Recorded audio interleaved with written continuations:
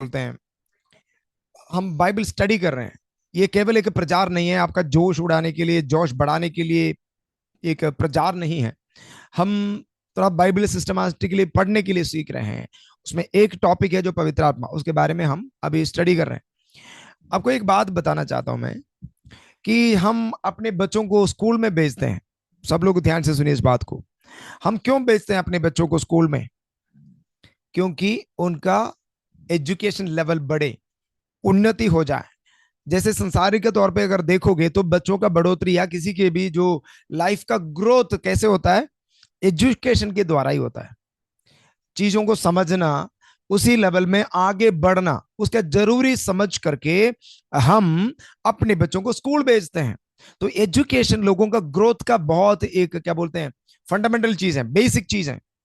Education नहीं है तो लोग आगे नहीं बढ़ता। तो हम परमेश्वर के वचन को क्यों सीख रहे हैं मित्रों? आत्मिक उन्नति, आत्मिक बढ़ोतरी, आत्मिक डेवलपमेंट आपके अंदर आप चाहते हो तो बाइबल सिस्टमैटिकली सीखना। प्रचार से वो नहीं होता। आपको बाइबल सीखना, परमेश्वर के वचन को अंदर जाने देना।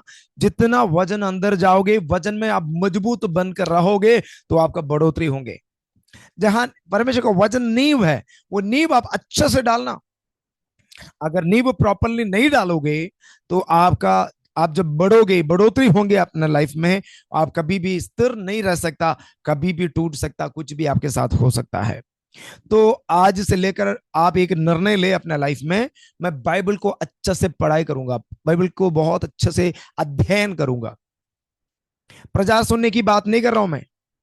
कई लोग प्रचार सुनते हैं, या मतलब कई प्रकार के लोग बाइबल को लेकर के या बाइबल के आयत को लेकर के प्रचार करते हैं, कुछ भी बोल देते हैं। लेकिन एक बात मैं आपको बताना चाहता हूं, कोई भी कुछ भी प्रचार किया, इवन मैं भी आज कुछ बात आपको बता रहा हूं, लेकिन उस बात को तब आप हाँ बोलना जब आप अपने घर में जाकर के उस आयत को मिला करके देखे। अगर वचन इस प्रकार कह रहा है, आपको लग रहा है कि ठीक है पास्टर जी सही कह रहा है, मेरी बातों के ऊपर केवल विश्वास नहीं करना। एक और बात सुनिए, इवन भविष्यवाणी के बारे में भी पौलुस पता क्या कह रहा है? अब हर बातों को सुनो, लेकिन उनमें से जो अच्छी बातों को पकड़ के रखो। पौलुस ये नहीं कह रहा कि जो भी भविष्यवाणी सुन रहा सारा पकड़ के रख लो भाई, उसके बाद दिल टूट जाओ। नहीं, जो भी बातें आप सुनेंगे, चाहे भविष्यवाणी हो, चाहे प्रचार हो, चाहे टीचिंग हो, कुछ भी हो, आप सुन रहे मेरी बात? कुछ भी आप सुनेंगे, आप उसको परख के देखना है। बाइबल को खोलना, अपना बाइबल को खोलना पड़ेगा आपको। खुद बाइबल स्टडी करनी है, तो बाइबल स्टडी करके बातों को खुद समझ करके चीजों को विश्वास करना है अपने लाइफ में, आपको उसको स्वीकार करना है। उसके लिए तैयार है आप? ओके।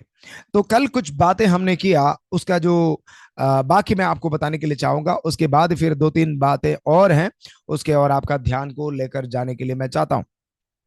तो जो हम कल बात कर रहे थे, परमेश्वर का जो यीशु मसीह पवित्र आत्मा को हमें दे दिया है, और वो पवित्र आत्मा मेरे और आपके जीवन में आकर, यानी कि कलीसिया के अंदर आकर के पवित्र आत्मा क्या काम करते हैं, क्या क्या मेरे जीवन के अंदर पवित्र आत्मा करते हैं, उसके बारे में हम कल परसों चर्चा कर रहे थे।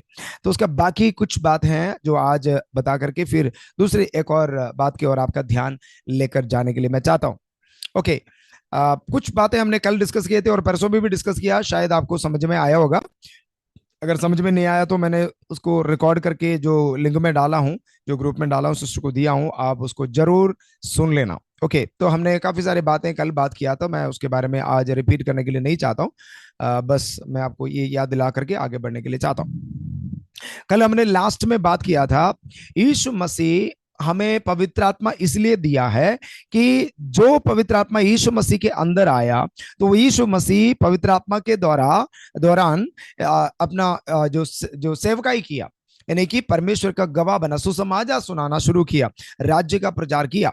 तो उसके बाद प्रभु हमने ये आयत को देखा कि हमें भी वो आत्मा प्रभु ने इसलिए दिया कि हम भी गवाह बने। यही बात हमने कल बोल करके समाप्त किया था।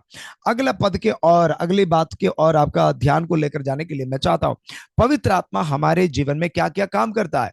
अगला अगला काम है पवित्र आत्मा का, यह है रोमियो का पत्री 8 अध्याय का 26वें पद। अगर हम एक बार पढ़ोगे तो उसके अंदर इस प्रकार लिखा है, पवित्र आत्मा मेरे लिए और आपके लिए हमारे अंदर से होकर के प्रार्थना करता है।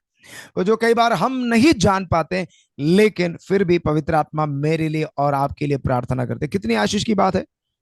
पवित्र आत्मा आपके लिए, कई बार आपको लगता नहीं कि कोई मेरे लिए प्रार्थना नहीं करता, कोई मेरा ध्यान नहीं रखता, लेकिन मैं आपको बता रहा हूं, एक व्यक्ति है जिनका नाम है पवित्र आत्मा, आपके लिए प्रार्थना भी करते हैं, दुआ भी करते हैं। या पढ़िए जरा शायद को। इसी रीति से आत्मा भी हमारी दुर्बलता में सहायता करता है, हम्म। क्योंकि हम नहीं जानते कि प्रार्थना किस रीति से करना चाहिए, परंतु आत्मा आप ही ऐसी आहें भर भर कर, जो बयान से बाहर है, हमारे लिए विनती करता है। पवित्र आत्मा हमारे लिए विनती करता विनती है। करता है। बोलिए, पवित्र आत्मा मेरे लिए विनती करता है। बोलिए ना, जोर से बोलिए ना, पवित्र आत्मा। आप ये बताइए कि पवित्र आत्मा के पास और कोई काम नहीं है क्या आपके लिए विनती करते रहे। देखिए आपको पवित्र आत्मा कितना महत्व दे रहा है, आपके लिए पवित्र आत्मा दुआ कर रही है। ओ जीसस, कितनी खुशी की बात है, कितनी आशीष की बात है कि पवित्र आत्मा आपके लिए दुआ करती है। आमेन। कई बार इसलिए प्रार्थना करते हैं, पवित्र आत्मा दुआ जो विनती पवित्र आत्मा इसलिए हमारे लिए करता है कि कई बार हम नहीं जानते हैं कि हमें क्या प्रार्थना करना, किस विषय के लिए कैसे प्रार्थना करना। तो अब एक और बात मैं आपको बताना चाहता हूं, कि मिस्टरी आपको बताना चाहता हूं, सुनिए। दो प्रकार के प्रार्थना होता है, दो प्रकार का प्रार्थना। नंबर वन, हम बुद्धि से प्रार्थना करते हैं। दूसरा है आत्मा में होकर के प्रार्थना करते हैं। फॉर एग्जाम्पल, बुद्धि से प्रार्थना करना मतलब, जैसे आप लोगों में से कोई व्यक्ति मुझे फोन करते हैं, बोलते हैं कि पास्टर साहब प्रार्थना करो। तो आपसे मैं पूछूंगा, भाई आप बताइए मैं क्या विषय के लिए प्रार्थना करूं।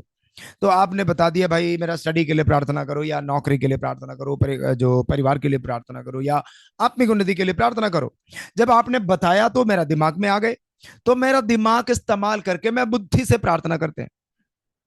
यही प्रार्थना गलत नहीं है, कई बार ये भी सही है, लेकिन परमेश्वर चाहता है कि हम इससे एक और स्तर और आगे बढ़े, और एक और अलग लेवल है जो हम आत्मा में होकर के प्रार्थना करें। बुद्धि का प्रार्थना यह है कि हम, मेरा जो बुद्धि पूरा काम कर रहा है, मान लो आपके लिए प्रार्थना करने के लिए बोला, तो मैं प्रार्थना करूंगा, प्रभु जी इन्हें आशीष दे, इनका बच्चों को आशीष दे, इनका पापा मम्मी को आशीष दे, इनका पढ़ाई किराई जो भी है, जो विषय मैं जानता हूं मेरा बुद्धि के तौर पे, उन विषयों के लिए मैं बोल बोल करके प्रार्थना करता हूं। लेकिन आत्मा में प्रार्थना करना वो नहीं है। आत्मा से होकर के प्रार्थना करना, आत्मा में प्रार्थना करना, ये दोनों में बहुत गहराई है। जैसे कि मान लो आपके दिल में कुछ दर्द है, कुछ बात है, आप किसी को नहीं बताए, या आने वाला समय पर आपके जीवन में कुछ दुर्घटनाएं होने जा रही है, या कुछ बातें शैतान आपके विरोध में प्लान कर रहा है, या परमेश्वर आपके लिए कुछ अच्छा योजना बना रही है। ये बात ना मैं जानता हूं ना आप जानते हैं। यही बात हम कैसे जान पाएंगे? अगर हम आत्मा में होकर के प्रार्थना करते हैं, आत्मा में प्रार्थना करते हैं, तो पवित्र आत्मा, जब हम पूरी तौर से कॉन्सेंट्रेट करके पवित्र आत्मा से वेट करोगे, पवित्र आत्मा मैं इनके लिए प्रार्थना करता हूं, तो धीरे धीरे आप पवित्र आत्मा से कनेक्टेड रहोगे ना। तो पवित्र आत्मा जरूर, जो आप जिन विषयों के लिए प्रार्थना कर रहा है, जिन व्यक्तियों के लिए प्रार्थना कर रहा है, उन विषयों को प्रभु आप याद दिलाएंगे, याद दिलाएंगे। Praise God.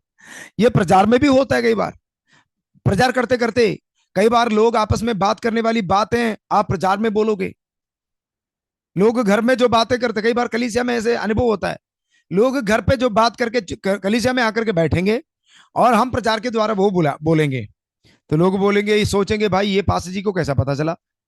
ये पास्टर जी को पता नहीं चला, ये पवित्र आत्मा को मालूम है। जब हम आत्मा में होकर के बोलेंगे, तो आत्मा हमसे बुलवाएंगे। मैं आपसे आज एक बात के लिए अनुरोध करना चाहूंगा, आज से लेकर बुद्धि से प्रार्थना कम करिए और आत्मा से होकर के प्रार्थना करना शुरू करिए। उसके लिए आपको कैसा क्या करना पड़ेगा, मैं आपको बताता हूं। जब आप अपने कमरे में गया, सुनिए, ध्यान से सुनिए कि प्रार्थना सिखाता हूं आपको। जब आप मान लो आप आत्मा में प्रार्थना करना चाह रहे हैं, कितने लोग चाह रहे हैं आत्मा में होकर के प्रार्थना करने के लिए? जिनका कैमरा बंद है हाथ मत उठाइएगा, मैं नहीं देख पाऊंगा। ठीक है, जिनका कैमरा ऑन है हाथ उठाइए, नहीं तो फिर आप कुछ तंबू वगैरह दिखा दीजिएगा ताकि मैं देख पाऊं। राइट। ओके। तो हम सब लोग आत्मा में होकर के प्रार्थना करना चाहते हैं। और आपको पता है, जो बुद्धि से प्रार्थना करता है उससे ज्यादा कई गुना रिजल्ट आता है अब आत्मा में होकर के प्रार्थना करने से। ओके। आत्मा में होकर के प्रार्थना अगर आप करना चाहते हो तो आपको सबसे पहले परमेश्वर की उपस्थिति में आ करके, मतलब एकाग्रित होकर के, रिलैक्स होकर के बैठना है। सबसे पहले क्या करना है? कहीं जाके रिलैक्स होकर के बैठ के एकदम रिलैक्स होना है। सबसे पहले रिलैक्स होना है, सावधान, क्या बोलूं उसको हिंदी में, अब एकदम क्या बोलते हैं, शांत होकर के बैठे परमेश्वर की उपस्थिति में। पता है क्यों मैंने इस बात को कहा आपको? आजकल हमारा दिमाग बहुत बिजी रहते हैं, हम अपने दिमाग को बहुत बिजी रखते हैं। बच्चों की बात, परिवार की बात, दुनिया के जॉब के, कई सारी बातें होती है, कई सारे बातों से हमारा दिमाग जो है बिजी है। एक बात मैं आपको बता दूं, परमेश्वर अगर आप बिजी हो तो प्रभु आपसे बात करेंगे नहीं, बहुत कम बात करते हैं। अगर जरूरी है तो प्रभु करते हैं जरूर, लेकिन मैं नॉर्मली आपको बताना चाहता हूं, नॉर्मली आप कई कई चीजों में अपने आप को व्यस्त रखते हो, परमेश्वर आपसे बात करेंगे नहीं। आत्मा में आप होना बड़ा मुश्किल होंगे। तो इसलिए मैं आपको बताना चाहता हूं, आप प्रार्थना के लिए एक समय आप अलग कर दीजिएगा, और उसी प्रार्थना के समय पर आप अपने कमरे में जाइए। हो सकता है दरवाजा बंद करें, जहां पर शोर ना हो जाए, थोड़ा सा आप रिलैक्स हो जाएं, थोड़ा लंबा सांस ले और रिलैक्स हो जाओ, अपने सारे टेंशन को दूर करके रिलैक्स हो जाए। ज्यादातर हम कलीसिया, सॉरी, प्रार्थना के लिए ऐसे आते हैं सारे बोझ को लेकर के, इतना टेंशन को लेकर के, बहुत टेंशन होकर के जब प्रार्थना करने के लिए आते हैं ना, एकदम ऐसा लगता है कि इनका चेहरा में लेकर के देख करके लगता है कि एक तो गुस्सा से आया हुआ है, कुछ गुस्सा है आज प्रभु से, बोल बोल करके उतार दूंगा उसको प्रभु को उपस्थिति। ऐसा नहीं, आप परमेश्वर को उपस्थिति में आकर एकदम सरल हृदय से आइए, रिलैक्स हो जाइए, रिलैक्स। अभी भी कुछ लोगों को देखो, कुछ कुछ लोगों का चेहरा देखो एकदम मसल पकड़ के बैठे। अब भाई रिलैक्स हो जाओ, परमेश्वर को उपस्थिति में रिलैक्स हो जाओ और मुस्कुरा। इसलिए मैं शुरू से हर मीटिंग में बोलता हूँ, भाई मुस्कुराओ, थोड़ा रिलैक्स आ जाओ। आप इतना मसल पकड़ के क्या मिलेगा आपको? कुछ नहीं, रिलैक्स हो जाओ। सबसे पहले परमेश्वर को उपस्थिति में आकर के क्या करना आपको? रिलैक्स होना है। बिसी चीजें आपका दिमाग में जो भी चल रहा है सारी चीजों निकाल दे। और फिर अगर हो सकता है, नंबर 2, आप थोड़ा सा गीत गाना शुरू करें।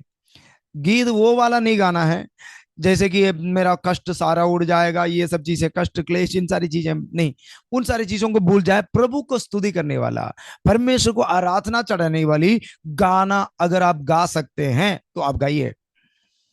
जरूरी नहीं कि आपको एक गायक हो, आपके पास गिटार हो, कीबोर्ड हो, बस कुछ भी नहीं। आप आराम से बैठ करके एकदम आप उसमें खो जाएं। पर्सनल वर्शिप कहते हैं इसको, पर्सनल वर्शिप। पहले मैंने आपको बोला रिलैक्स हो जाओ।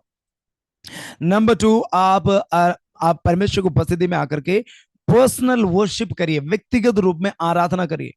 हमें आराधना मतलब क्या समझ में आता है? चर्च में जाओ, ड्रम बजाओ, भाव धूम धूम धूम आराधना करो भैया, ताली बजा करके, वो भी आराधना है, ठीक है, कोई दिक्कत नहीं। लेकिन व्यक्तिगत लाइफ के अंदर आपको आराधना करनी है। आपको ये भी बता देता हूं क्यों। क्योंकि परमेश्वर सबसे ज्यादा आकर्षित होता है आराधना के द्वारा। समझ लो मेरी बात, परमेश्वर सबसे ज्यादा आकर्षित किस में होता है? आराधना में। आप लोगों में से कितने लोग पर्सनल आराधना करते हैं अकेला बैठ कर? देखो एक बात मैं बताता हूं, रात को जब सब लोग सो जाएंगे ना, आप उठ करके आराधना जोर जोर से चिल्ला चिल्ला के करेंगे तो तप्पड़ वैसे ही पड़ेगा, लोग गाली वाली सुनाएगा। मैं ये बात नहीं कर रहा हूं। आराधना मन में भी कर सकते हैं, जैसे जब घर में कोई नहीं है तब भी आप आराधना कर सकते हैं, ठीक है। अगर आप रात को जब सब लोग सो गया, 3 बजे आपको अगुवाई मिल गए, उठ के बैठ गया, चिल्ला चिल्ला करके अन्य भाषा बोल करके आराधना करना शुरू करोगे, तो जिस घर में लड़ाई नहीं है वहां पर लड़ाई जरूर होंगे। फिर मेरे पास मत आना, पासी जी ने बोला था रात को आराधना करना। फिर काउंसलिंग करने का जरूरत ना पड़े। तो मैं ये कह रहा हूं कि जब घर घर पे कोई नहीं होता, आप चिल्ला के गाओ, कोई दिक्कत नहीं। लेकिन आप सावधान से भी गा सकते हैं, रिलैक्स होकर के सावधान से भी गा सकता है। और आराधना में परमेश्वर को उपस्थिति उतर आएंगे। और मैं आपको ये भी बताना चाहता हूं कि आपका शरीर में भी, आपका आपका आत्मा में भी, दोनों जगह में आप परमेश्वर को उपस्थिति उतर आते हुए महसूस करोगे, अनुभव करोगे। ये करने के लिए कितने लोग तैयार हैं? और करके कल मुझे बताना, इसके अंदर कुछ अलग से फील आपको हो रहा है, नहीं हो रहा है? करने के लिए तैयार है कि नहीं तैयार है? ओके। हम लोग पता है क्या करते हैं आराधना में आते, जो प्रार्थना करने के लिए जब आते हो ना, एकदम जैसे बड़ा लिस्ट लेके आते हैं, जैसे शॉपिंग के लिए जाते हो ना। शॉपिंग के लिए जाते हैं, मिर्ची इतना, चावल इतना, गेहूं, ये सब चीजें लिस्ट लेके आते हैं। हम भी परमेश्वर को बस्ती में प्रार्थना के लिए बड़ा शॉपिंग लिस्ट लेके जाते हैं। प्रभु जी गाड़ी चाहिए, बंगला चाहिए, वो चाहिए, ये चाहिए, वो पता नहीं। प्रभु भी देख करके परेशान हो जाता है, यार मैं सब चीजें करने के लिए बैठा हूं। मैं कल भी आपको बताया था, या परसों आपको मैंने बताया था कि आपका शॉपिंग लिस्ट फाड़ के फेंक दो। आपका प्रार्थना मतलब ये नहीं कि शॉपिंग लिस्ट लेके आ जाओ परमेश्वर के सामने। भाई आज जैसे हम शॉपिंग शॉपिंग मॉल में जाते हो ना, जो बिग बाजार में जाते हैं, चलो आज प्रभु के पास जाओ, बड़ा लिस्ट लेके जाओ और लेके आएंगे ना। इन सारी चीजों को दूर करें।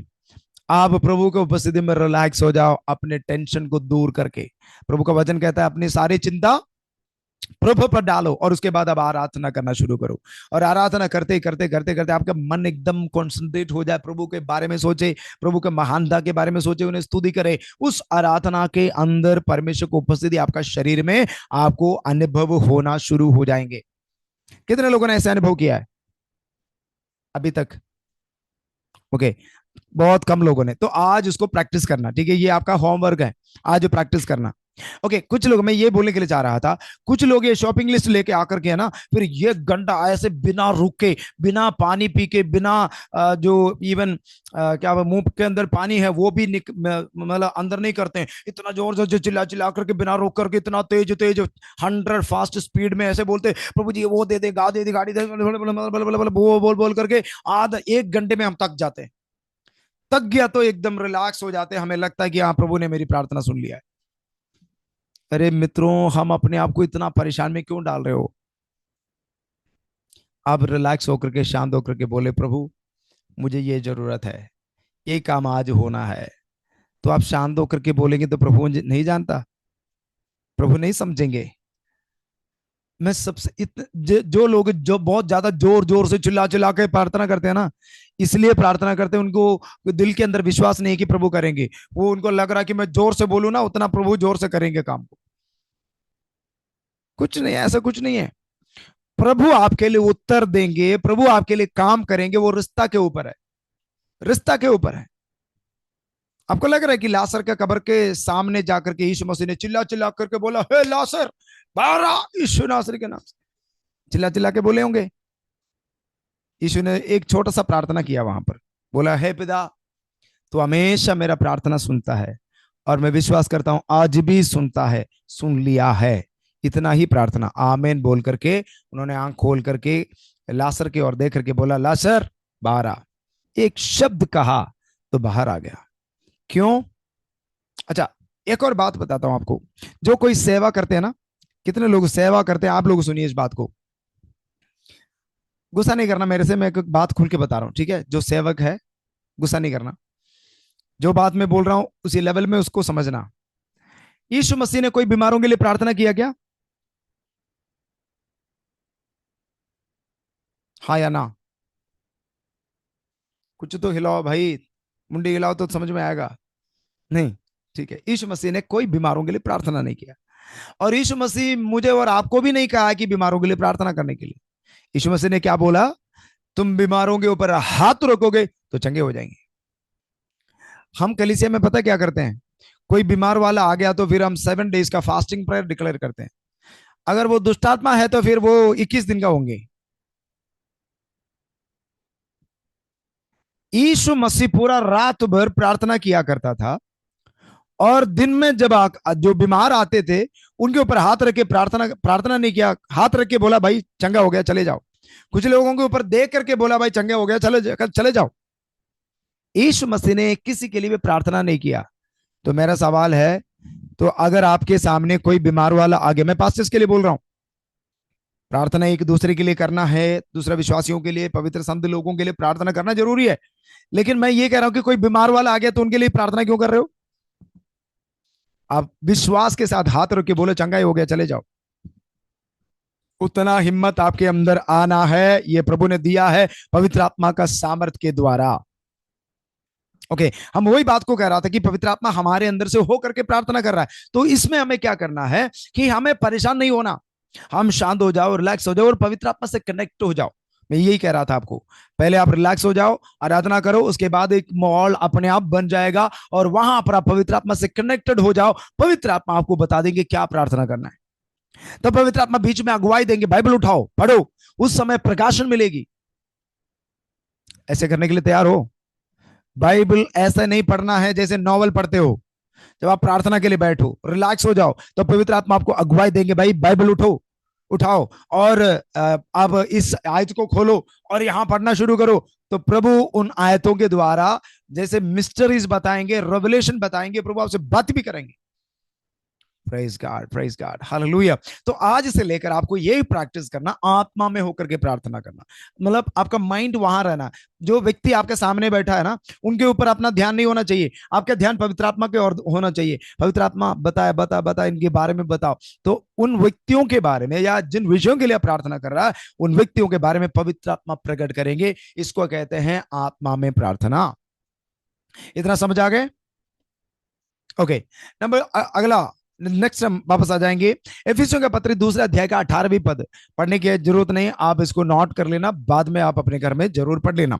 ओके, इफिसियों का पत्र दूसरे अध्याय का 18वीं पद में हम देखते हैं, हमें आत्मा के द्वारा पिता के साथ एक्सेस है, पिता से हम संपर्क कर सकता है, पिता से हम मिल सकते हैं, ये आत्मा के द्वारा है। उस आयत को पढ़ के देख लेना, वहां लिखा हुआ आत्मा के द्वारा हमें पिता के साथ एक्सेस है, पिता को हम, पिता से हम बात कर सकता है, पिता से हम संपर्क कर सकते हैं, ये आत्मा के द्वारा ही है।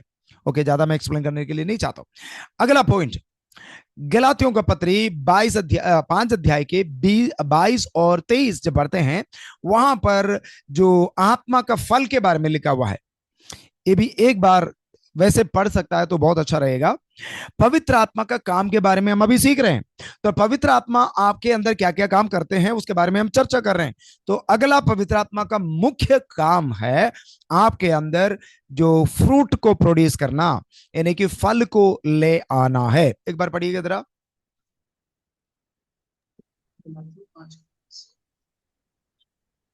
और आत्मा का फल प्रेम, आनंद, शांति, धीरज, कृपा, भलाई, विश्वास, नम्रता और संयम है। ऐसे ऐसे कामों के विरोध में कोई भी व्यवस्था नहीं। बस और जो मसीह यीशु के हैं, इन सारे फल जितने भी यहां पर बताया गया है, मैं उसके बारे में वन बाय वन एक्सप्लेन करने के लिए नहीं चाहता हूं।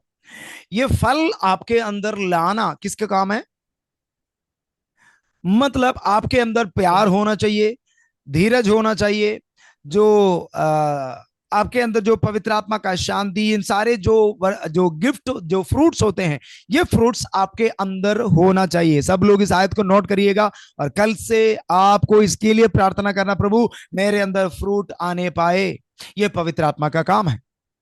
ओके, आप पर्सनली इसके लिए प्रार्थना कर लेना, मैं ज्यादा एक्सप्लेन करने के लिए नहीं चाहता हूं।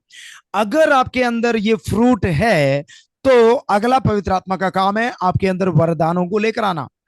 पहला कुरिन्थियों 12 अध्याय का पहला पद जब वहां पढ़ते हैं, वहां पर लिखा हुआ कि पवित्र आत्मा का काम आपके अंदर वरदान, पूरा 12वीं अध्याय पूरा पढ़ के देखना आप, उसके अंदर पवित्र आत्मा का 9 वरदानों के बारे में लिखा है। इन वरदानों को आपके अंदर प्रोड्यूस करना, ये पवित्र आत्मा का काम है।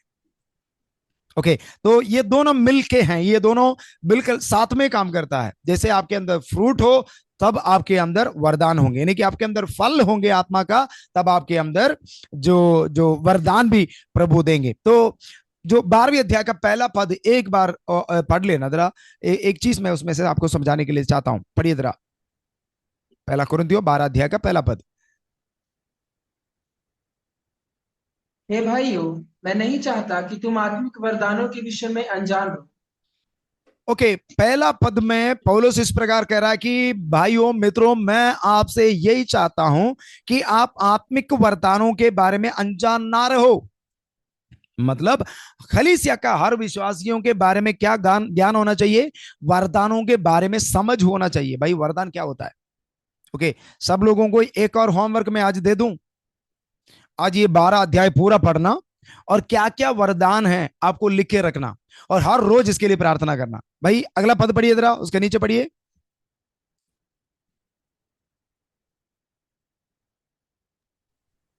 तुम जानते हो कि जब तुम अन्य जातीय थे तो गूंगी मूर्तियों के पीछे जैसे चलाए जाते थे वैसे चलते थे। हाँ बेटे, पहला आयत तो दोबारा पढ़िए, पहला आयत दोबारा इसलिए पढ़िए। उसमें लिखा है कि तुम उसके बारे में अनजान ना रहो, उसका धुन में रहो।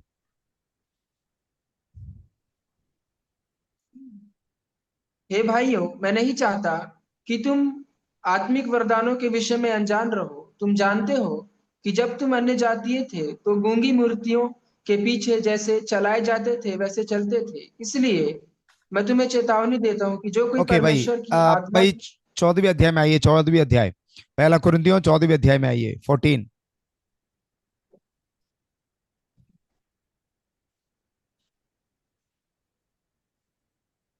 जल्दी पढ़िए, जल्दी पढ़िए। 14 14 का 14 पहला आयत। प्रेम का अनुकरण करो और हाँ, आत्मिक वरदानों की धुन में रहो। आत्मिक वरदानों के धुन में धुन रहो। में रहो। आप सब लोग सुनिए, पहले क्या बोला? 12वीं अध्याय के पहला पद में पौलुस क्या कह रहा है? आपको अनजान नहीं रहना है कि कितना वरदान है, वरदान के बारे में आपको अनजान नहीं रहना, पहली बात। नंबर 2, आपको उसका धुन में रहना है। खास तौर से वहां लिखा है स्पेशली भविष्यवाणी का वरदान के ऊपर आपको धुन में रहना है। आप लोगों से कितने भी लोग उसका धुन में रहते हैं, चाहते हैं, प्रार्थना करते, प्रभु जी सारे वरदान मेरे मेरे अंदर आने पाए। कितने लोग प्रार्थना करते रोज? हाँ, तो आज मैं आपका प्रार्थना लाइफ को बदल रहा हूं। कल मैंने एक आयत को आपको पढ़ने के लिए बोला था, याद है आपको? लास्ट में बोला था लूका 11 का 13, उसमें एक प्रार्थना विषय है, वो है आत्मा को और प्राप्त करने के लिए प्रार्थना करना। पहला प्रार्थना विषय आपको मिल गया। दूसरा प्रार्थना विषय कि आपको वरदान को प्राप्त करने के लिए प्रार्थना करना है। अच्छा, कितने लोगों ने आज सुबह प्रार्थना किया है? कुछ लोगों का हाथ बहुत धीरे धीरे उठ रहा है। कितने लोगों ने आज सुबह प्रार्थना किया? किया ना? ठीक है। कितने लोगों ने आज आत्मिक वरदानों के लिए प्रार्थना किया? आत्मिक वरदान, प्रभु आप मुझे आत्मिक वरदान दे, कितने लोगों ने प्रार्थना किया?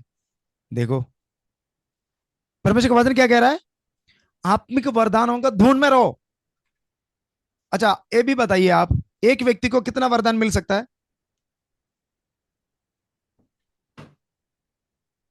सब चुप हो गया। कितना वरदान एक व्यक्ति को मिल सकता है? बाइबल में ऐसा कोई कैलकुलेशन है ही नहीं। पौलुस कह रहा है कि सारे आत्मिक, भाई वो 14वीं अध्याय दोबारा पढ़िए, सॉरी 14वीं अध्याय का पहला पद दोबारा पढ़िए।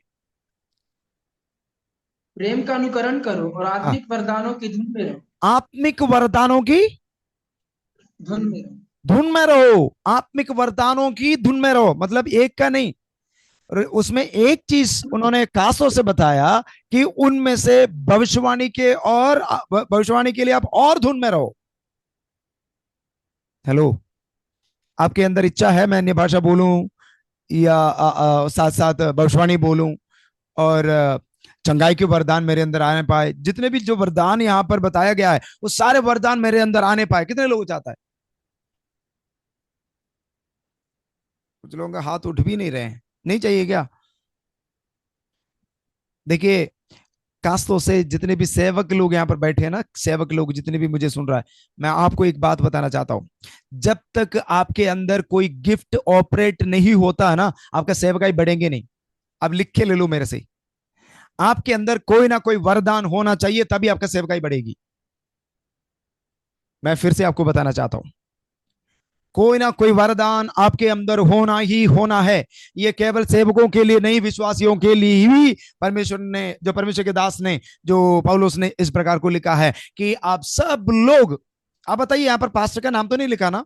हे पास्टर्स, सारे आत्मिक वरदानों का धुन में रहो, ऐसे तो नहीं लिख रहा, लिखा है? मेरा बाइबल में तो है नहीं।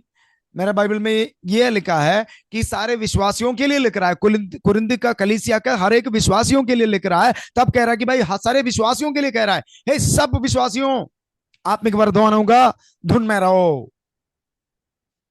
तो अपने छाती पर हाथ रख के बोले, पवित्र आत्मा मुझे माफ कर दे, मैं अभी तक धुन में नहीं रहा इसलिए मिल नहीं पाया। आज से लेकर गाड़ी के लिए प्रार्थना बंद करो, बंगला के लिए प्रार्थना बंद करो, कपड़ा के लिए प्रार्थना बंद करो। हाँ ठीक है, कभी कभार मिल जाए तो प्रार्थना कर लेना, कोई दिक्कत नहीं, लेकिन आज के लिए प्रार्थना करो, प्रभु मुझे पवित्र आत्मा चाहिए, मुझे भर भर के पवित्र आत्मा चाहिए। पवित्र आत्मा जितना मेरे ऊपर आ सकता उतना मेरे ऊपर भेज दो। ये प्रार्थना करना आज। प्रार्थना करोगे नहीं करोगे? नंबर 2, प्रभु मुझे मेरे अंदर आत्मिक फलों से भर दे, आत्मिक फल से भर दे मुझे। दूसरा प्रार्थना विषय। तीसरा प्रार्थना विषय है, मेरे अंदर आत्मिक वरदानों से मुझे भर दे। हालेलुया। अरे हम सब लोग मिलकर के भविष्यवाणी बोलने वाला या अन्य भाषा का अर्थ बताने वाला, चंगाई करने वाला, इन सारे वरदानों के साथ काम करने वाला बन जाए तो हमारा माहौल का हालत क्या होंगे? आपका कलीसिया का हालात क्या होंगे? बदल जाएंगे कि नहीं बदलेंगे? अरे आप इतना दुखित होकर के क्यों बैठे हैं? आज आपने खाना नहीं खाया क्या? भूख लग रहा है? कुछ लोगों को बेचारा चेहरा देख करके मुझे भी रोना आ रहा है। कृपया कल सिस्टर आपने बोला तो नहीं कि फास्टिंग के साथ आने के लिए? कृपया आप सब लोग खाना खा के बैठना कल रात को, ठीक है? और थोड़ा सा जोर से बैठना है। आपके चेहरे में देख करके लगना चाहिए कि हाँ मैं पवित्र आत्मा के बारे में पढ़ाई कर रहा हूँ, सीख रहा हूँ कुछ, और मेरे अंदर वरदान आने वाला है। अब ऐसे बैठो, मेरे अंदर वरदान आने वाला है, प्रभु मुझे देने वाला है। क्या प्रभु से मांगेगा तो नहीं देगा? नहीं देंगे वो? अब ऐसे बैठे हैं कि भाई साहब ये मेरी लिए बात नहीं है, ये मेरे लिए नहीं बोल रहे हैं आप, ये पास्टर्स के बारे में बोल रहे हो आप। मैं पास्टर्स के बारे में नहीं बोल रहा, मैं आपके बारे में बोल रहा हूँ। वरदान सबके लिए है, बोलो मेरे साथ, सब वरदान सबको लिए, सबके लिए है। फल भी सबके अंदर है, सबके लिए है, और वरदान भी सबके अंदर होना चाहिए, सबके लिए है। बोलो मैं भविष्यवाणी करना शुरू कर रहा हूं, मैं दर्शन देखना शुरू कर रहा हूं, दर्शन देखना शुरू कर रहा हूं। Hallelujah, hallelujah. दर्शन देखना चाहते हो तो मैं शुरुआत में आपको एक बात बताया था कि आपका दिमाग को फ्री रखना है, आपका दिमाग को फ्री रखना, आपका जो बिजी लाइफ में प्रभु बात नहीं करेंगे, आपको अपने आप को फ्री रखना बहुत जरूरी है, ठीक है? अगले बात की ओर आएंगे तो आपके अंदर फल होना है, फल के साथ वरदान भी प्रभु आपको देंगे। और लास्ट, पवित्र आत्मा का सबसे मुख्य जो मुख्य काम यह है, जो इफिसियों का पत्री 1 अध्याय उसका 14वीं पद और 4 अध्याय का 30, रोमियो का 8 का 23, रोमियो 8 का 23 एक बार हम पढ़ेंगे। पवित्र आत्मा का एक एक मुख्य काम के बारे में वहां पर लिखा हो, पवित्र आत्मा क्या काम करते हैं, एक बार पढ़िए जरा। रोमियो का पत्री 8 अध्याय का 23वीं पद।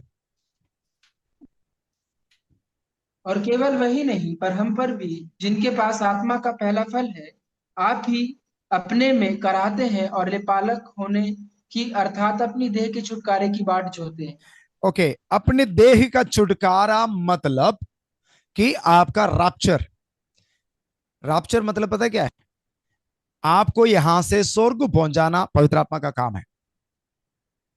आप अभी मसीह में आ गए, अब मसीह में आप अपना सफर को कर रहे हो, इस सफर के अंत में आपको स्वर्ग में ले जाना पवित्र आत्मा का काम है, पवित्र आत्मा का काम है।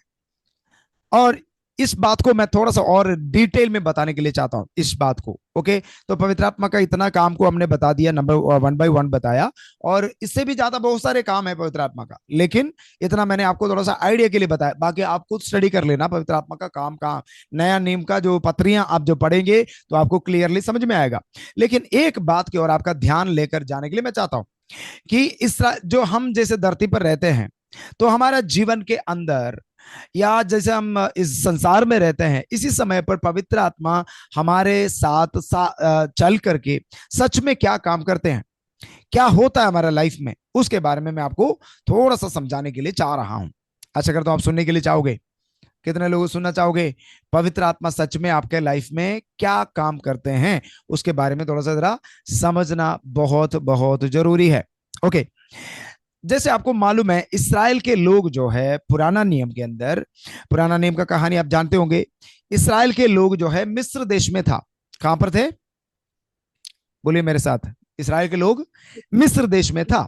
ओके, मिस्र देश के लोग, इसराइल के लोग जो है वहां से निकल करके, रेगिस्तान से होकर के एक वायदा का देश के और निकल पड़ा। वो वायदा का देश का नाम है कनान, यानी कि आज का इसराइल।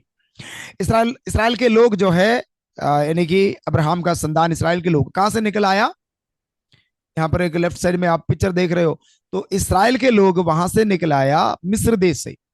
मिस्र देश में से निकल आया और अब रेगिस्तान से होकर के चल पड़ा। उसके बाद वो एक कनान देश के अंदर पहुंच गया, जो वायदा का देश, जो प्रभु ने वायदा किया था, ऐसे देश में पहुंच गया।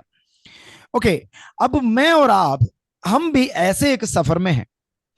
जैसे दूसरा कोरिन्थियों 10 अध्याय में उसके बारे में लिखा हुआ कि जैसे इसराइल के लोग सफर करके ट्रैवल करके गया, जो वायदा के देश की ओर पहुंचा, वैसे हम भी एक सफर में हैं। और ये भी कहता है 10वें अध्याय के अंदर, जो उनके साथ हुआ है वो मेरे लिए और आपके लिए दृष्टांत है। इसराइल का सफर मेरे लिए क्या है, आपके लिए क्या है? एक दृष्टांत है कि जो कुछ उनके साथ हुआ वो आपके साथ भी होना चाहिए। जो चीज पॉजिटिवली हुआ वो आपके साथ होना है, जो चीज नहीं होना चाहिए था उनके साथ हुआ, वो उसको देख करके आप समझ लेना, सीख लेना, वो आपके साथ कभी होने नहीं देना। ओके, अब ध्यान से सुनिए, मैं एक बात आपको बताना चाहता हूं। आज हम लोग भी अपने मसीह जीवन का सफर में हैं। सफर एक उर्दू वर्ड है, हम ट्रैवलिंग में हैं, हम यात्रा में हैं, हम एक यात्री है, राइट।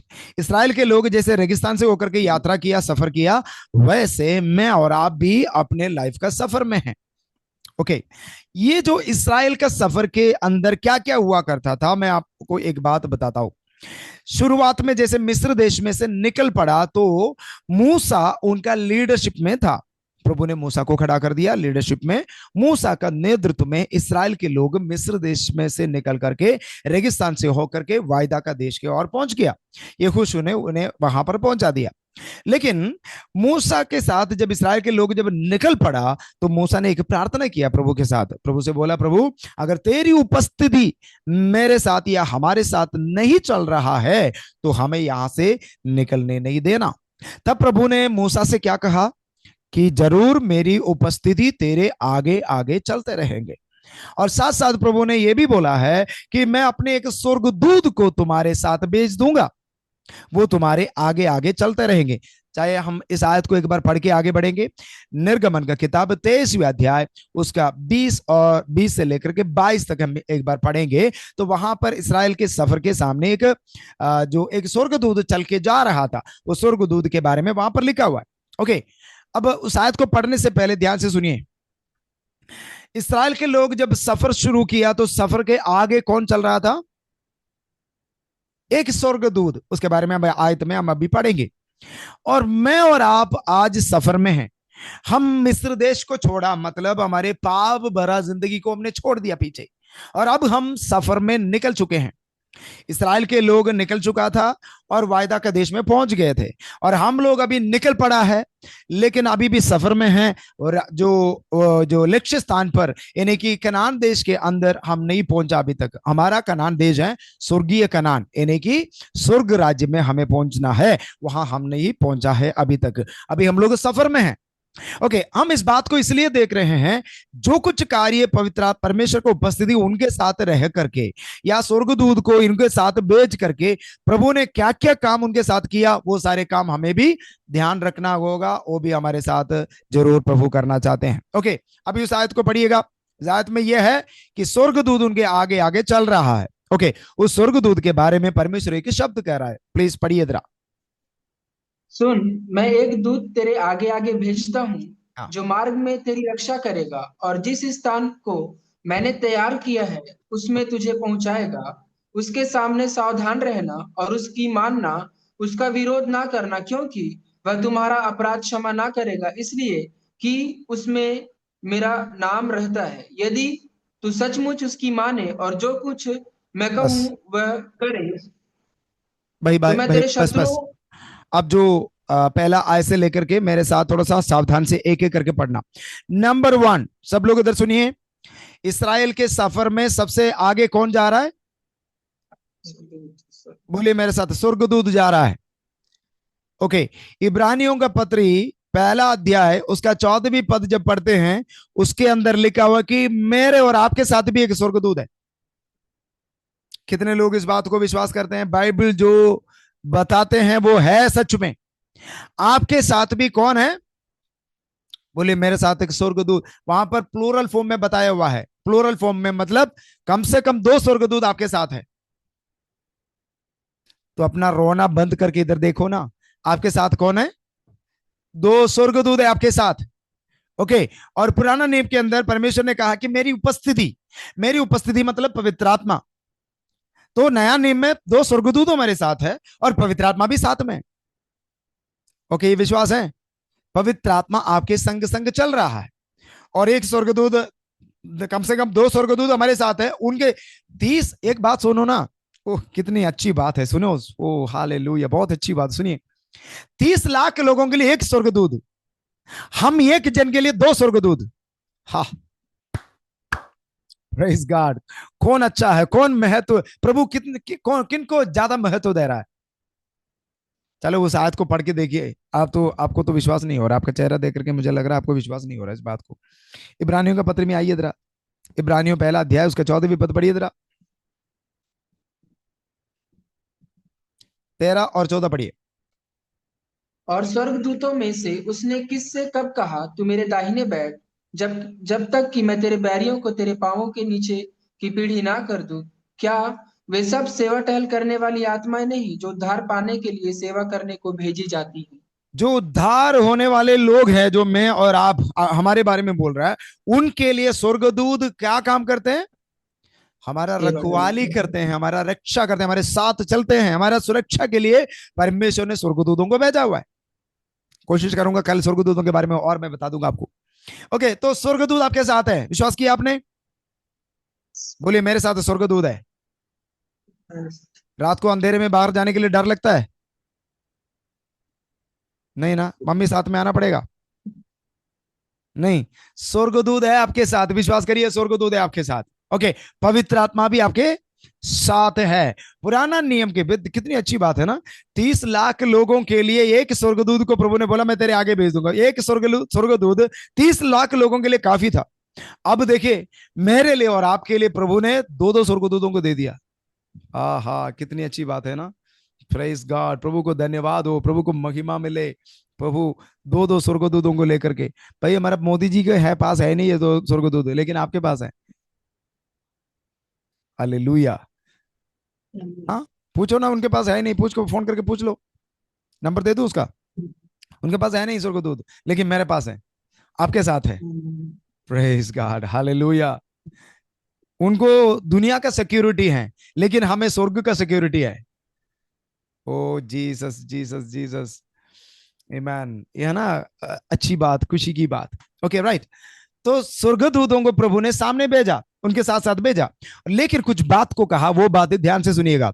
नंबर 1, प्रभु ने क्या बोला उनको? वो स्वर्गदूत तो तुम्हारे आगे आगे चलता रहेगा। भाई उसमें क्या लिखा है? नंबर 1 पहले क्या लिखा है? तुम उनके, उसके सामने सावधान रहना, उनके उसके साथ, सामने सावधान रहना। उनके साथ सावधान रहना। क्या करना? सावधान सावधान रहना। रहना। अब अपने आप को बोलिए भाई सावधान रहो, स्वर्ग का दूध है आपके साथ और पवित्र आत्मा है तुम्हारे साथ। बोलिए सावधान रहो। और उनके साथ सावधान रहना, किसके साथ? जो स्वर्गदूत है तुम्हारे साथ। आप बताइए स्वर्गदूत क्यों आगे आपके साथ? आपको मार्ग दिखाने के लिए, रास्ता दिखाने के लिए। तो आज पवित्र आत्मा आपके साथ क्यों है? आपको मार्ग दिखाने के लिए, आपका रक्षा करने के लिए। Praise God. ओके, नंबर 1 उनके साथ सावधान रहना, और नंबर 2 और उसकी मानना। उसकी मानना। मानना। क्या लिखा है उसमें? उसकी मानना। और उसकी मानना।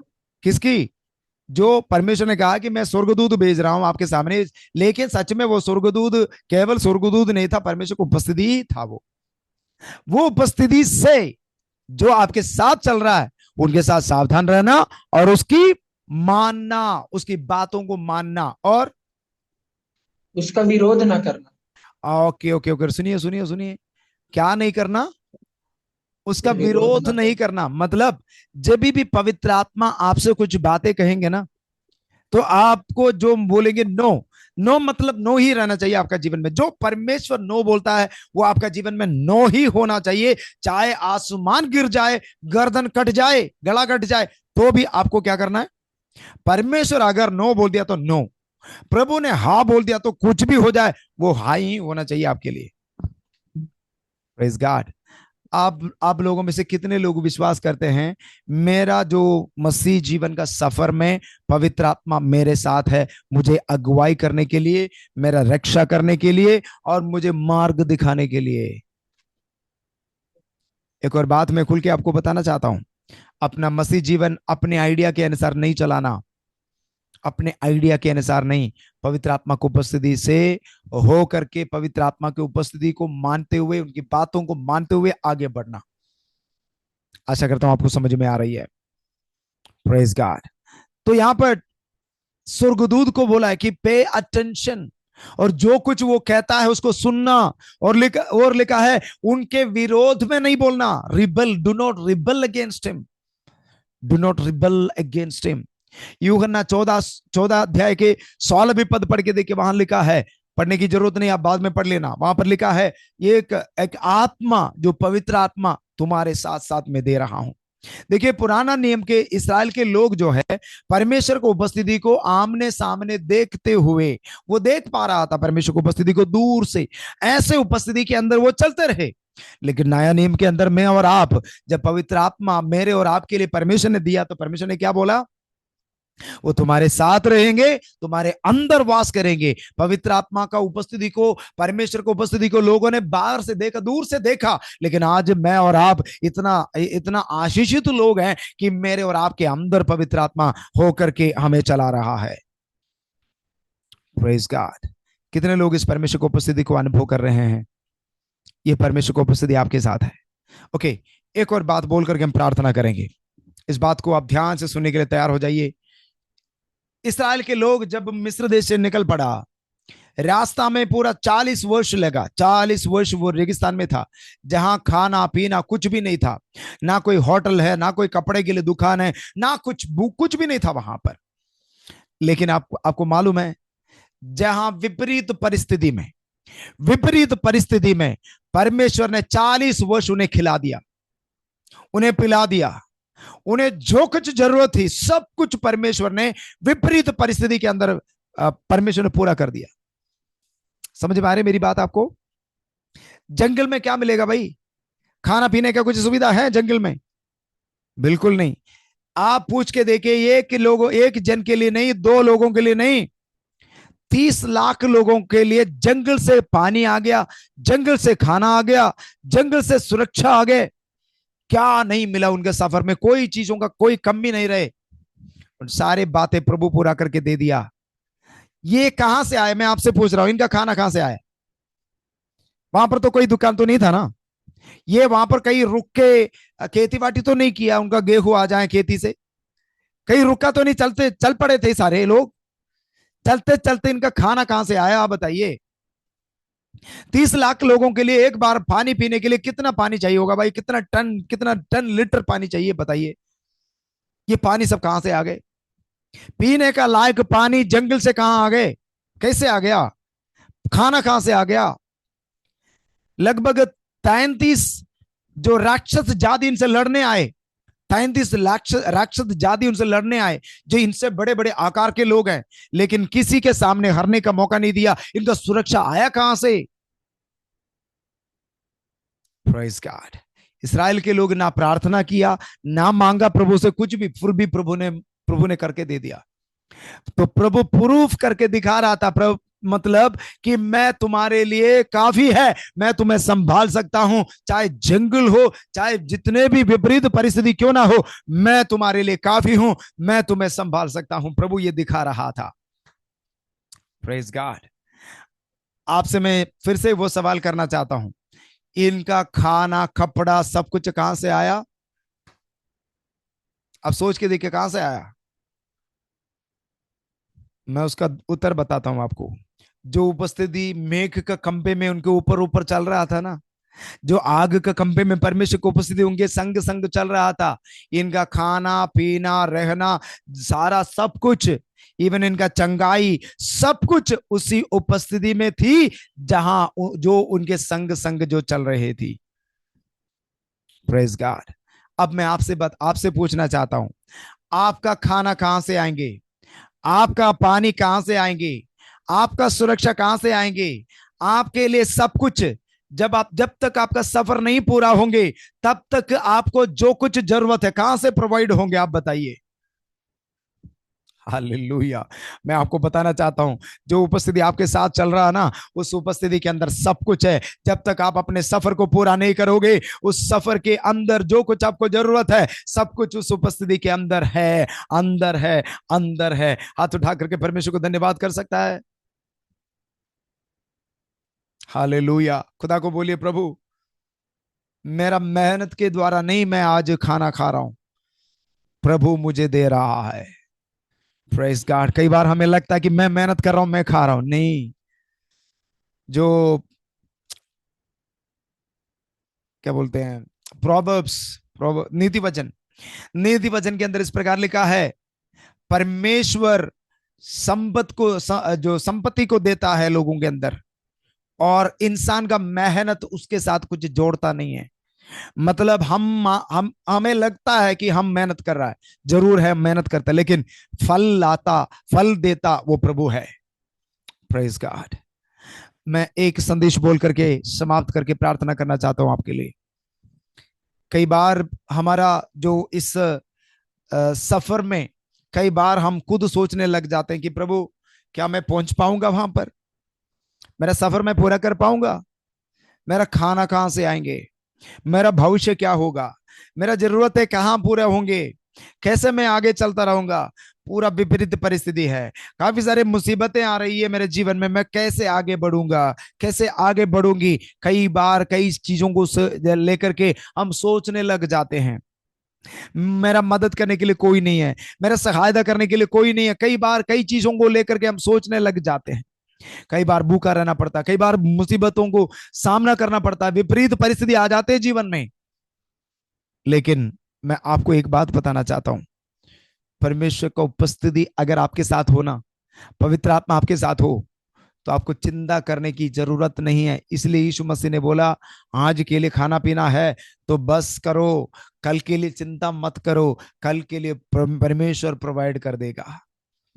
कितने लोगों के अंदर ये विश्वास है, मेरे पास कुछ भी क्यों ना हो, कुछ भी क्यों नहीं भी हो, मेरा प्रभु मेरे लिए काफी है, वो मुझे संभालेंगे।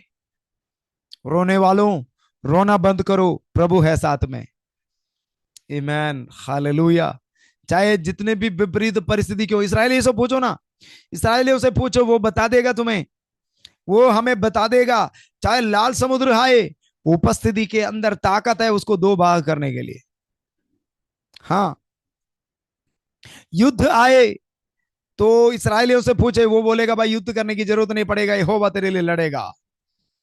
Praise God. ये उपस्थिति को लेकर के आज घर जाने के लिए कोई तैयार है? बोले ये उपस्थिति मेरे लिए काफी है। परमेश्वर को उपस्थिति, मैं भी आपको बताना चाहता हूं, अगर आपका जीवन में कुछ भी ना हो ना, आपका जीवन में इवन पहनने के लिए कपड़ा तक भी ना हो, खाने के लिए खाना तक भी ना हो, लेकिन एक बात आप पक्का करना, प्रभु है मेरे साथ, प्रभु है मेरे साथ। लासर और धनवान का कहानी आपको मालूम है। धनवान के पास सब कुछ था, लासर के पास कुछ भी नहीं था, खाने के लिए भी कुछ भी नहीं था उनके पास, लेकिन उनके पास प्रभु था। मित्रों, हमारा 2 दिन का सफर यहां खत्म होने वाला है। चाहे कपड़ा मिले, खाना मिले, पीना मिले, कुछ भी मिले ना मिले तो कोई फायदा नहीं, कोई कोई फर्क नहीं पड़ने वाला है। हमारे साथ प्रभु है। आइए अपनी आंखों को बंद करें, अपने सिर को प्रभु के सामने नवाएं और अपने जुबानों को खोलें। प्रभु से बोले, प्रभु जी मुझे एक दिन भी इस सफर में परमेश्वर को उपस्थिति के बिना रहना नहीं है। मुझे जीना, चाहे मैं एक ही दिन जीऊं तो उस उपस्थिति के साथ ही मैं जीऊं। हालेलुया। सब लोग अपने अपने आंखों को बंद करें, अपनी जुबानों को खोलें, 2 मिनट प्रभु से बात करें। मैं आपको 2 मिनट देना चाहता हूं, आप प्रभु से बात करें। अगर आपको लग रहा है कि आज का ये जो स्टडी के द्वारा प्रभु ने आपसे बात किया है, कुछ बात आप समझ पाया, तो प्रभु से बोले, प्रभु जी तू मेरे लिए काफी है। कई बार खाने के लिए कम पड़ गया, पैसा कम बढ़ गया तो हम परमेश्वर के विरोध में सोचने लग गए। परमेश्वर के विरोध में हम कुड़कुड़ाने लगे। आज प्रभु से बोलोगे, प्रभु आई एम सॉरी, माफ करना मुझे, मेरे अनजान में मैंने आपके विरोध में बोला हूं, मुझे माफ करना। कितने लोगों ने परमेश्वर के विरोध में पिछले दिनों में बात किया? बोलोगे एक बार, प्रभु मुझे माफ कर दे, मुझे माफ कर दे।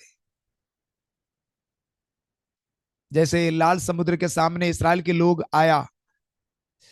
एक बात मैं आपसे पूछना चाहता हूं, आप एक बार कल्पना करके देखो ना, इसराइल के लोग आगे आगे जा रहा है और उसके आगे स्वर्गदूत है। तो लाल समुद्र के सामने आ गया तो कौन लाल समुद्र को सबसे पहले देखा? इसराइल के लोगों ने देखा या स्वर्गदूत ने देखा? आपका परेशानी है ना, जो आप देखने से पहले, आप समझने से पहले, आपके सामने आपके साथ जो पवित्र आत्मा को उपस्थिति चल रहे हैं, वो उपस्थिति देखते हैं हर चीजों को। आपको कई बार लगता है कि परमेश्वर मेरी बातों को नहीं सुनता, परमेश्वर मेरी परेशानियों को नहीं देख रहा है। लेकिन मैं आपको बता दूं, आज आपको हिम्मत दिलाने के लिए चाहता हूं, आपका परेशानियों के बारे में आप समझने से पहले, आप देखने से पहले परमेश्वर जान चुका है। क्या उस परमेश्वर के ऊपर भरोसा रख सकते हो? अपने छाती पर हाथ रखी बोलिए, मेरी हर परेशानियों को प्रभु देखता है। यस। कई बार आप इस बात को बोल करके रोते हो ना, प्रभु मुझे नहीं जानता, प्रभु मुझे मेरी परेशानियों को नहीं समझ रहा, ना इंसान समझ रहा, ना मेरा हस्बैंड मेरी पत्नी नहीं समझ रहा, मेरे बच्चे मेरे माँ बाप नहीं समझ रहा, इवन आज ऐसा हालत में हो गया कि खुदा भी नहीं समझ रहा।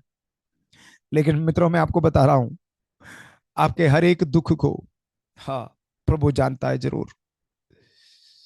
हो राला बशामदला प्रबाधनादरा रिगथुना जगदलकरा रिगथुनी आंदल प्रदान शगल कनादर। होली स्पिरिट, ये तसली आज आपका दिल में आने पाए। आपका जीवन में इवन एक बाल भी नहीं गिरता प्रभु जाने बिना। हालेलुया। कई बार अपने समस्या ठीक नहीं होता तो हमें लगता है कि प्रभु भूल गया। मित्रों, मैं आपसे एक बात बताना चाहता हूं, आज अपने दिल को समझाओ ये बात, अपने दिमाग को बताओ ये बात। आपका परेशानी ठीक हो ना हो, ये प्रूफ नहीं है कि प्रभु आपके साथ हो। आपका परेशानी सारे दूर हो गया तो उसका मतलब है नहीं कि प्रभु आपके साथ है। हमारा परमेश्वर ऐसा परमेश्वर है, परेशानियों के साथ भी आपके साथ रहते हैं, परेशानियों के बीच में भी आपके साथ रहता है। आपको मालूम है, दाऊद जंगल से होकर के घूम रहे थे, शाऊल उनके विरोध में उठ रहा था, कई बार उन्हें मारने के लिए कोशिश की। क्या प्रभु नहीं देख रहा था? प्रभु नहीं था दाऊद के साथ? जितने भी मुसीबतें आपके विरोध में होना, परेशानियां होंगे आपका लाइफ में, लेकिन गिरने नहीं देगा वो, खत्म होने नहीं देगा वो। हो राला शांदला रगा। यीशु ने भी कहा, दुनिया में तुम्हारे साथ या तुम्हारे जीवन में मुसीबतें होंगे, लेकिन एक शब्द प्रभु ने बोला। प्रभु ने ये नहीं बोला कि मैं सारे परेशानियों को दूर करूंगा, लेकिन प्रभु ने एक शब्द जरूर कहा, मैं हूं तेरे साथ। पिछले दिनों में जब कुछ बातें अपने लाइफ में हुए, उन बातों के दौरान प्रभु के साथ जो रिश्ता तोड़ दिया लोग यहां पर बैठे हैं। कुछ लोगों ने प्रभु के विरोध में बोला कुछ बात को, ऐसे लोग भी आज बैठे हैं हमारे बीच में। लेकिन मैं आपको बताना चाहता हूं, एक बार प्रभु से बोले, प्रभु माफ करना मुझे, मैं इन बातों को जानता नहीं था, अपने जोश जोश में मैंने बोला कुछ आपके विरोध में, या अपने दर्द जब बढ़ गया तो मैंने कुछ बात को कहा आपके विरोध में। बोलो, प्रभु मुझे माफ कर दे, मुझे माफ कर दे। Hallelujah, hallelujah, hallelujah. जुड़ा रबला गथनांदला रगधुनी आमदला प्रभातनादरा। प्रभु से बोले, मुझे तेरी उपस्थिति की जरूरत है। कितने लोग मिलकर प्रार्थना करोगे मेरे साथ, प्रभु मेरा सफर पूरा करने तक मेरे संग रहना। कई बार मुसीबतें आते हैं, जंगल है, पानी नहीं होते, कई बार खाना ढंग से नहीं मिलते होंगे, जंगल है। जंगल में से कई बार हमें भी लगता है कि हमारा लाइफ जंगल से होकर के गुजर रहा है। लेकिन मित्रों, जितने भी जंगल क्यों ना हो, जितने भी मुसीबत इवन पानी से होकर के आप चलोगे, तो प्रभु एक शब्द कहता है, भाई पानी से होकर के आपको लग रहे होंगे कि आप पानी आपके ऊपर से बह रहा है, सब कुछ है, लेकिन प्रभु कह रहा है कि पानी तेरे ऊपर आने नहीं दूंगा मैं, तू खत्म होने नहीं दूंगा मैं। आज कुछ लोगों से प्रभु वायदा कर रहा है, मुसीबतें होंगे अपने लाइफ में, लेकिन प्रभु खत्म होने नहीं देंगे। जो आप नहीं चाहते वो हो रहे हैं आपके लाइफ में, लेकिन प्रभु आज व्यक्तिगत रूप से आपसे बात कर रहा है कि आपको खत्म होने नहीं देंगे, आपका जीवन को खत्म होने नहीं देंगे प्रभु। होली स्पिरिट, मैं आपके लिए प्रार्थना करता हूँ। 1 मिनट अपने हाथों को अगर हो सकता तो ऊपर उठाइए, प्रभु से बोले, प्रभु जी इस उपस्थिति को मैं और पाना चाहता हूँ। प्रार्थना कर सकते हैं मेरे साथ? प्रभु इस उपस्थिति को मैं और चाहता हूँ, इस उपस्थिति को मैं और चाहता हूँ। बोलिए बोलिए, शब्द को बोलिए प्रभु से। प्रभु जितना मैंने अनुभव किया अपने लाइफ में परमेश्वर की उपस्थिति को मैं और चाहता हूं, मैं और चाहता हूं, भरपूरी से और चाहता हूं, मैं और चाहता हूं। ओ जीसस, सेवा करने वाले परमेश्वर के दास दासी लोग, आप प्रार्थना करें। आप प्रार्थना करने के द्वारा नहीं, जब आप कमरे में घुसते ही, हॉल में घुसते ही परमेश्वर को उपस्थिति फैलने पाए, लोगों के अंदर छुटकारा होने पाए। हम कई बार वेट करते हैं, प्रार्थना करूं, जो प्रचार करूं उसके अंत में आराधना करूं तब परमेश्वर का चंगाई हो। नहीं नहीं नहीं नहीं नहीं, जीसस, आप घुसते ही चंगाई होने पाए। पिछले संडे एक चर्च में मैं प्रचार कर रहा था, प्रचार के बीच में दुष्टात्मा प्रकट होने लगे। हालेलुया। प्रचार कर रहा था, मैंने प्रार्थना तो किया नहीं, बस दुष्टात्मा बैठ नहीं पा रहे थे। जब परमेश्वर का सामर्थ वचन के द्वारा भी सामर्थ प्रकट होता है, दुष्टात्मा रोक नहीं पाएगा। Praise God, praise God, praise God. Holy Spirit, प्रभु जी हम मिलकर आपका चरणों में आते हैं। अपने प्रिय जनों के लिए मैं प्रार्थना करता हूं प्रभु जी। प्रभु हम आज अपनी परेशानियों को ठीक करने के लिए प्रार्थना नहीं कर रहा हूं, हमारी समस्या को दूर करने के लिए नहीं प्रार्थना करता हूं, लेकिन एक विषय के लिए प्रार्थना करता हूं प्रभु, आपको उपस्थिति हमसे हट जाना नहीं। हम आपको उपस्थिति को और चाहते हैं प्रभु, हम आपको उपस्थिति के लिए मांगते हैं प्रभु। और वो उपस्थिति आएगा तो हमारे हर एक परेशानियां दूर होंगे। हम हमारे जीवन में हर बातों के ऊपर समस्या का जो समाधान उसके अंदर है, जो परमेश्वर को उपस्थिति में। प्रभु जी हम चाहते हैं आपको उपस्थिति को भरपूरी से, आपको उपस्थिति हमारे साथ चलते रहे, हमारे जीवन में भर जाए। धन्यवाद यीशुआ। प्रभु जितने भी लोग आज इस संदेश को सुन रहा है, मैं सबके जीवन के लिए प्रार्थना करता हूं, सबका जीवन के लिए मैं प्रार्थना करता हूं यीशु नासरी के नाम से। आज पवित्र आत्मा के साथ एक नया अनुभव इनके जीवन में होने पाए। यस, यीशु मसीह के नाम से मैं प्रार्थना करता हूं इन सबके लिए कि एक नया अनुभव इनके जीवन में होने पाए, एक नया एक्सपीरियंस। ओ जीसस, पवित्र आत्मा आप इस वक्त इनके कमरे में मौजूद है, आप इनके पास खड़ा है, आप इनके साथ है। आप उन्हें छू लिए ना एक बार, इनको छू ले। इनका दिल बहुत दुखित है, बहुत परेशानियों को लेकर के वो गुजर रहा है। कई बार सोच के बैठे हैं कि मैं क्या करूं अपने लाइफ में।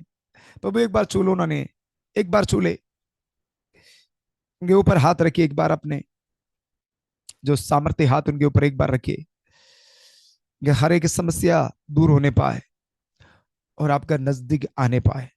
ये लोग आपका नजदीक आने पाए।